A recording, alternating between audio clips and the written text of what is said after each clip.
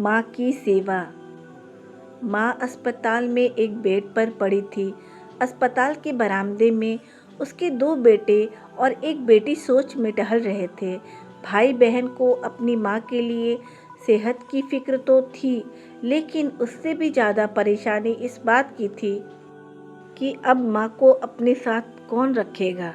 जब तक माँ सेहतमंद थी, वह इन तीनों से अलग अपने पुराने घर में रहती थी, लेकिन अब ऐसा करना खतरे से खाली नहीं होता और ऐसा करने से समाज में तीनों बेटे बेटियों का नाम भी खराब होता।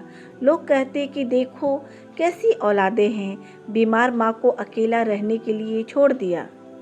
1 घंटे से बिना कोई बातचीत किए वह तीनों अपने अपने सोच में खोए हुए थे। फिर बहन ने चुप्पी तोड़ते हुए अपने बड़े भाई की तरफ देखते हुए कहा, भैया आप बड़े हैं, इसलिए आपका फ़र्ज़ है कि माँ को ज़रूरत के समय आप रखें और उनकी देखभाल करें। छोटी बहन की बात सुनकर बड़े भाई ने पहले अपनी पत्नी की ओर देखा और बोला, मैं इस बात से बिल्कुल इनकार नहीं करता कि बड़े होने के नाते मेरा माँ की देखभाल करने का फ़र्ज़ है, लेकिन तुम तो जानती ही हो कि मैं और तुम्हारी भाभी दोनों ही जॉब करते हैं।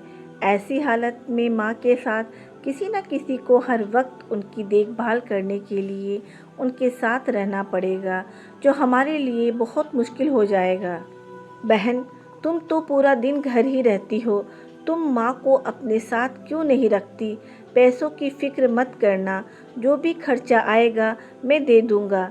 रेहान भैया, आप तो जानते ही हैं कि मैं माँ से कितना प्यार करती हूँ, लेकिन आप यह भी जानते हैं कि मेरे ससुराल वाले कैसे हैं। मैं यह बिल्कुल बर्दाश्त नहीं कर पाऊँगी कि कोई मेरी माँ को और मेरे भाइयों को भला बुरा कहे, इसलिए अच्छा यही होगा कि माँ को फरहान भाई के यहाँ रखा जाए। बड़े भाई रेहान ने भी छोटे भाई फरहान के यहाँ माँ को रखने के लिए सहमति जताई। भाई, आप यह कैसी बातें कर रहे हो? क्या आपने नहीं देखा है कि माँ कभी भी मेरे घर 2 दिन से ज़्यादा रही ही नहीं है? उसका मेरे यहाँ मन लगता ही नहीं है। फिर कैसे वह इतने दिन मेरे घर रह पाएगी? छोटे भाई ने अपनी असहमति जताते हुए कहा। इससे पहले कि इस चर्चा का कोई नतीजा निकल पाता, एक नर्स वहां दौड़ते हुए आई और कहने लगी, क्या आप ही वार्ड नंबर 4 में भर्ती मरीज के रिश्तेदार हैं? आपको डॉक्टर साहब अंदर बुला रहे हैं। सभी घबरा गए और दौड़ते हुए डॉक्टर के पास पहुंचे। डॉक्टर ने उनसे हाथ जोड़ते हुए कहा, आई एम सॉरी, मैं आपकी माँ को नहीं बचा पाया।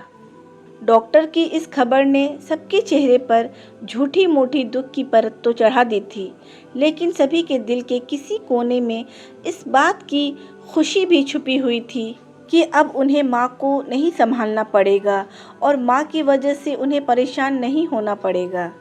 दोस्तों, छोटी सी यह कहानी ही समाज की हकीकत है। यहाँ लोग ऊपर से जो दिखाते हैं वह अंदर से नहीं होते।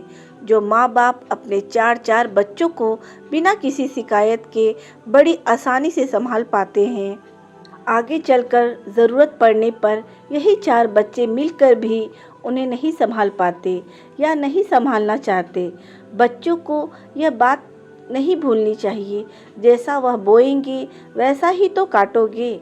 अगर आज वह अपने माँ बाप के साथ बुरा बर्ताव करते हैं तो उन्हें यह याद रखना चाहिए कि उनके बच्चे भी बड़े होंगे और वह भी बूढ़े होंगे। जो उन्होंने अपने माँ बाप के साथ किया है, उनके बच्चे भी उनके साथ वही करेंगे। दोस्तों, अपने दिल से और सच्चे मन से अपने माता पिता की और अपने बुज़ुर्गों की सेवा कीजिए। अगर आपको ये कहानी पसंद आई है तो लाइक करें और मेरे चैनल को सब्सक्राइब कर दें। इसी तरह अच्छे अच्छे कहानी लेकर हम हाजिर होंगे। अल्लाह हाफिज़।